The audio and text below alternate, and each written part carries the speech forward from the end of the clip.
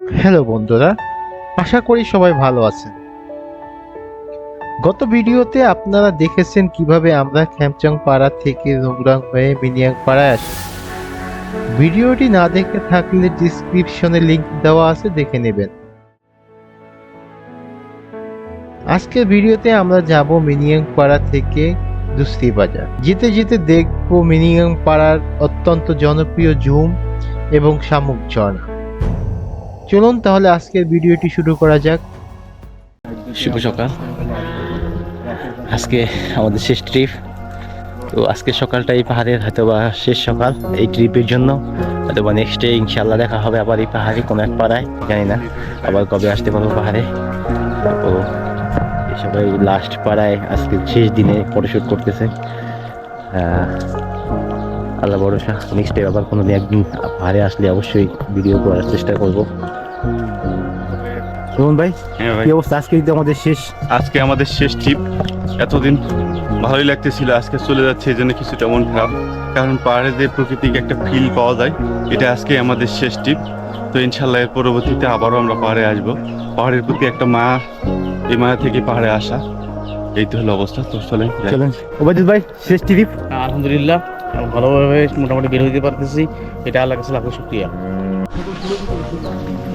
তো এই পাহাড়টা অনেক উঁচুতে থাকায় এই যে পুরো চারপাশটা মেঘে আবচ্ছন্ন হয়ে আছে, দেখা যাচ্ছে কুয়াশার মতো। অবশ্য কুয়াশা নাই, এগুলো মেঘ পুরোটাই। প্রায় 1700-1800 ফিট উপরে আছি এখন। এই যে পাড়ার শেষের অংশ, এই গেটটা দেখা যাচ্ছে সামনে। তো আজকের জন্য এই পাড়াই শেষ আমাদের। বাই বাই মিনিং পাড়া, যাই সামনের দিকে। আমরা সবাই পাড়া থেকে বের হয়ে পড়ি।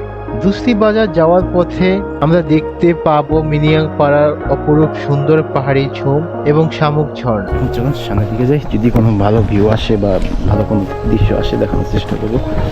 এই একটা ভিউ পয়েন্ট, পাড়া থেকে সামনে আগালেই পুরো খারাপ রাস্তা, সামনে একটা জঙ্গল দেখা যাচ্ছে। এখানে একটু দাঁড়াবো, সবাই জঙ্গলে। আমাদের ক্রস করতে হবে।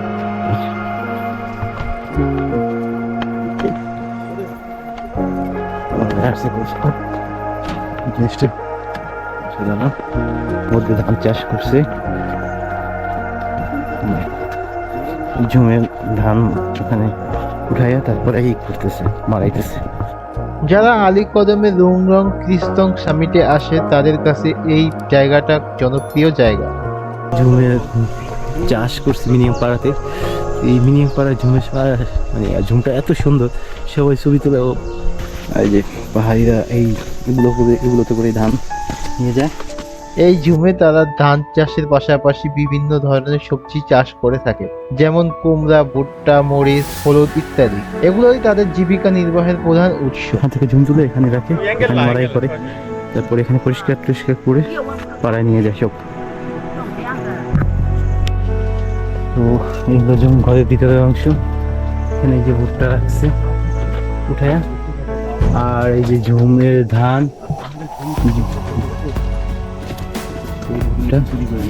পুরাই ভুট্টা, বস্তা ভর্তি সব ভুট্টা এখানে। এটা হলো ছোট একটা ঝুমঘর, এর মধ্যে এত কিছু। ঝুম ঘরের বাহির থেকে পাহাড়ের এই দৃশ্য দেখতে খুবই চমৎকার লাগছিল, যা ভাষায় প্রকাশ করা সম্ভব না। দাদা, তাহলে আপনার এই ঝুমে কি কি চাষ করেন আপনি? ধান, ভুট্টা, ধান, ভুট্টা, মরিচ, তারপর হলুদ। ও মানে এখন যে আসছেন কখন যাবেন? এখানে আসছে এটা 5 তারিখে যাবেন বিকাল না মানে বিকালে যাবেন 5টার দিকে? 5 তারিখে। আচ্ছা, এই দাদার এই ঝুম, আমরা এই দাদার ঘরে চা খাইছি, সকাল আসছে বিস্কিট খাইছি সকালে। হ্যাঁ, 5টা থেকে সকালে। আজ সকাল 5টা থেকে। দাদা, আপনার জুম এই অল্প কেন? আর হবে না? এটা আমাদের লোক কম, এই জন্য অল্প। ও, আপনাদের পরিবার কম, এই জন্য অল্প। পরিবার না, এই লোক কম। মিনিয়াং পাড়া থেকে শুধু নিচের দিকেই নামতেছিলাম, আর নামার রাস্তাটা ছিল খুবই খাড়া এবং ভয়ঙ্কর। ঝুমঘর, এখানে প্রচুর ঝুম হয় আলী কদমে। আমার জানা মতে পাহাড়ে আলী কদমেই সবচেয়ে বেশি পাহাড়ি ঝুম চাষ করা হয়। পাড়া থেকে প্রায় 1 ঘন্টার মতো শুধু নামতেই আছি এর অবস্থা খুব খারাপ। খাড়া রাস্তাগুলো ধীরে ধীরে নামলে হাঁটুতে অনেক বেশি চাপ পড়ে, কিন্তু তাড়াতাড়ি নামাটাও অনেকটা বিপজ্জনক, তাই সাবধানতার সাথেই নামতে হবে।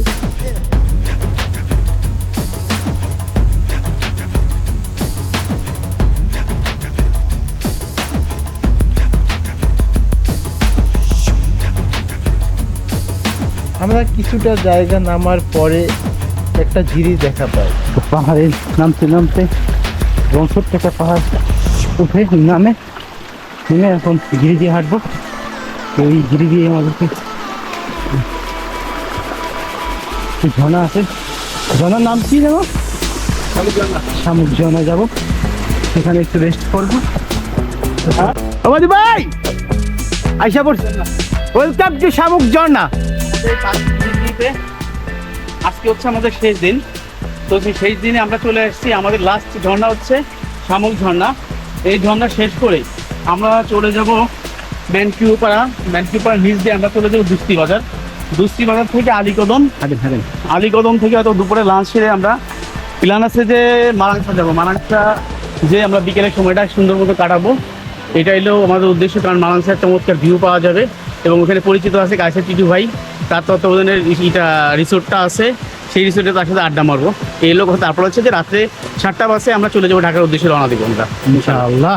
তো শামুক ঝর্ণা আপনারা দ্বিতীয়বার আসছেন তাই না? হ্যাঁ, দ্বিতীয়বার। আচ্ছা, আগের বার পানি কেমন দেখতে ছিল? ভালোই ছিল, একটু কম ছিল। আগের বার কম ছিল, হ্যাঁ একটু কম ছিল। আচ্ছা এইবার একটু পানি বেশি আছে। আমরা যাই অবস্থা শামুক ঝর্ণার দিকে। তো আমি যাচ্ছি ঝর্ণার কাছে, এই হলো শামুক ঝর্ণা। মাশাআল্লাহ, অনেক সুন্দর। এদিকে সবাই ফটো শুট করতেছে। আমাদের 5 দিনের সব প্ল্যানকে আমরা এখানে ধুয়ে মুছে ঢাকায় চলে যাচ্ছি। এই তো আর সমুদ্র প্রচুর পরিমাণে পানি পাচ্ছি, এত পানি কিন্তু সাধারণত থাকে না। যাক আলহামদুলিল্লাহ, ঝর্ণা আসছি দিচ্ছি, মানে শরীরে পুরোদমে একটা শক্তি পাইলাম, পুরো এনার্জি পেয়ে গেছি, তাই না? আসলে পাহাড়ে যতক্ষণ থাকি ততক্ষণ মনে হয় যে এত কষ্ট যে আর কখনো পাহাড়ে আসবো না, কিন্তু পরক্ষণে যখন বাসায় চলে যায় তখন কেন জানি মনটা আবার পাহাড় বলে। তা প্রথমত পাহাড় আমি তোমাকে ভালোবাসি, দ্বিতীয়ত পাহাড় আমি তোমাকে ভালোবাসি, তৃতীয়ত পাহাড় আমি তোমাকে ভালোবাসি। পাহাড়, ঝর্ণা, ঝিরি, এই হচ্ছে আমাদের ট্যুরের চিল।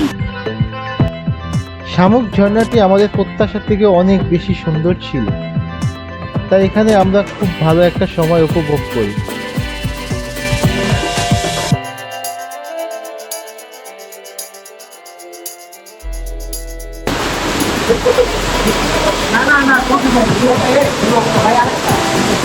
তো ঝর্ণার প্রচুর চাপ পানি, ঠিক আছে, অনেক ভালো পানি। তো পানির মধ্যে মানে এতটা চাপ ওখানে দাঁড়ানো খুব কঠিন হয়ে যায় পানির স্রোতে। তো মাশাআল্লাহ, এত সুন্দর একটা ঝর্ণা পাবো সামনে, ভাবতে পারি না, কারণ এতটা পানি। এর আগে যারা আসছিল আমাদের সাথে, আলদিন ভাই আসছিল, ওবায়দুল ভাই, আমজাদ ভাই, তারা নাকি এখানে এতটা পানি পায়নি। তো আমাদের কপালটা হয়তো এতটাই ভালো যে আমরা এখানে ভালো পানি পেলাম। আজকে এই ট্রিপে যে আমরা 5 দিন ছিলাম পাহাড়ের মধ্যে, এই 5 দিনের আজকে লাস্ট দিন। এখানে এই লাস্ট মুহূর্তটা যে এত ভালো কাটবে আমরা কখনো কল্পনাও করতে পারিনি। যাক আলহামদুলিল্লাহ, শেষের দিনে যত ক্লান্তি ছিল পাহাড়ে সব কেটে গেল। এখন আল্লাহ রহমতে যদি বাড়িতে ঠিক মতো পৌঁছাতে পারি, তো আল্লাহর কাছে লাখো কোটি শুকরিয়া এত সুন্দর একটা ট্রিপ কমপ্লিট করার জন্য। শামুক ঝর্ণা শেষ করে আমরা সামনের দিকে যাচ্ছি দুস্তি বাজারের উদ্দেশ্যে। শামুক ঝর্ণা থেকে দুস্তি বাজারের সম্পূর্ণ রাস্তাটাই পাথুরির ঝিরি। এই যে ঘিরি রাস্তার অনেকটাই রিস্ক, কারণ পাথরের উপরে যে হিজলা টাইপের একটা পড়ে থাকে শ্যাওলা, ওটা জমে স্লিপ কাটার সম্ভাবনা অনেক বেশি, তাই সবাইকে সাবধানতা অবলম্বন করতে হবে। এটা পুরোটা দেখতে নারিশা ঝিরির মতো। আমরা দুস্তি বাজার দিকে যেতে এরকম একটা ঝিরি পড়ে, যেটা পুরোই আন্দরমানিকের নারিশা ঝিরির মতো অসাধারণ ঝিরি। জায়গাটা খুবই সুন্দর এবং শীতল ছিল।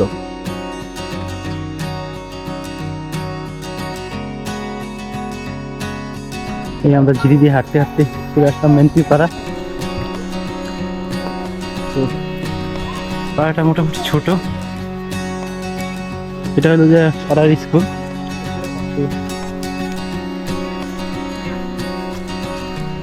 আমরা যে মিনিয়াম পাড়া ছিলাম, মিনিয়াম পাড়া ভাই নাকি মেন বাইরে থেকে আসতাম, পাড়াটা একটু উপরে, তো আমরা ওদিকে যাবো না, আমরা এই ঝিরি হয়ে সোজা বুসি বাজারের দিকে চলে যাবো। এই যে অবস্থা, যেতে থাকি দেখি কি অবস্থা।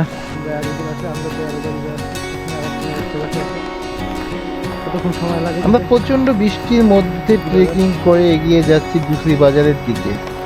আমরা ঝিরি করে হয়ে আসলাম, তো বাজুর বাইক ঝুম বৃষ্টির মধ্যে এই যে ঝিরি দিয়ে উঠলাম উপরের দিকে। আজকে আমাদের ট্রেকিং এর পঞ্চম দিন, তাই সবাই মোটামুটি ক্লান্ত, তাই ধীরে ধীরে ট্রেকিং করছি। তো বৃষ্টি মোটামুটি কমে গেছে, আমরা মানে খুব কাছাকাছি চলে আসছি। ওই যে ক্যাম্প দেখা যাচ্ছে উপরের দিকে, ওই যে মেঘ মেঘ লাগতেছে, ওটাই ক্যাম্পের উপরের সাইড। তো এটাই হলো যে দুসরি বাজার। চলে আসলাম, এই যে চলে আসলাম দুসরি বাজার। এখান থেকে এই একটা বোট নিব, বোট নিয়ে আমরা আমতলী যাবো, আমতলী ঘাটে। তো দেখলেন কীভাবে আমরা মিনিয়াম পাড়া থেকে দুসরি বাজার আসলাম। তো মোটামুটি যতটুকু দেখানো ছিল চেষ্টা করছি। আমরা এখান থেকে এই বোট নিব, বোটে করে সরাসরি চলে যাবো আমতলী ঘাটে। তো আমতলী ঘাটে গিয়ে ওখান থেকে আমরা অটো নিয়ে চলে যাব দুসরি বাজার, কী বলে আলীকদম। আলীকদম থেকে বাসে করে সরাসরি ঢাকায়। কি আমজাদ ভাই, আজকের ট্রিপ তো এই পর্যন্তই, বলতে আমাদের এই ট্রিপটাই শেষ। সমস্যা রয়েছে লাস্টের বৃষ্টিটা, যাই আমার ব্যাগটা বৃষ্টি সমস্যা, কিন্তু মানে আসার যে রাস্তাটা এটা চমৎকার, ভালো লাগছে, উপভোগ করছি। কি অবস্থা বলেন? অবস্থা খুবই অচাম বলা যায়, কারণ আজকে ট্যুরের আমাদের পঞ্চম দিন, সেই দিন পাহাড় ছেড়ে চলে যাচ্ছি আবারও সেই সমতল জীবনে, সমতলের যান্ত্রিক জীবনে। এই 5 দিন এতটা শান্তির মধ্যে ছিলাম, ছিল না কোনো ফোনে নেটওয়ার্ক, ছিল না কোনো মানে হর্নের শব্দ, মানে একদম প্রকৃতির মাঝে যে কয়েকদিন ছিলাম, মানে এখানে প্রকৃতির মাঝে থাকার মাঝে একটা মানসিক শান্তি আছে। আর এই কারণেই হয়তো আমরা বারবার পাহাড়ে আছি, যদিও বা পাহাড়ি রাস্তাগুলো আমাদের জন্য অতিক্রম করাটা মানে চ্যালেঞ্জিং হয়ে যায়, আমাদের জন্য কষ্টসাধ্য হয়ে যায়। তবে নিয়মিত যারা পাহাড়ে আসে তাদের জন্য তেমন একটা কষ্ট হয় না। তো আপনারা পাহাড়ে আসবেন, আপনাদের কাছে একটাই মেসেজ, আপনারা আসেন। আমাদের দেশে যে অনেক সুন্দর সুন্দর ঘোরার মতন জায়গা আছে, অ্যাডভেঞ্চার করার মতন জায়গা আছে, এইসব জায়গায় আসেন, দেখেন, তখন বুঝবেন যে আমাদের দেশটা কত সুন্দর। তবে পরিশেষে একটা কথা বলতে চাই যে আমাদের দেশের প্রকৃতি আমাদের সম্পদ, আপনারা সবাই রক্ষা করবেন। এখানে যখন আসবেন তখন এখানে সেখানে নোংরা করবেন না, এবং আমরা যে খাবারগুলো খাই পলিগুলো কোথাও ফেলে যাবেন না, এসব ব্যাগে করে নিয়ে যাবেন, এটাই আমার মেসেজ। ওকে, আল্লাহ হাফেজ, দেখা হবে নেক্সট ব্লগে।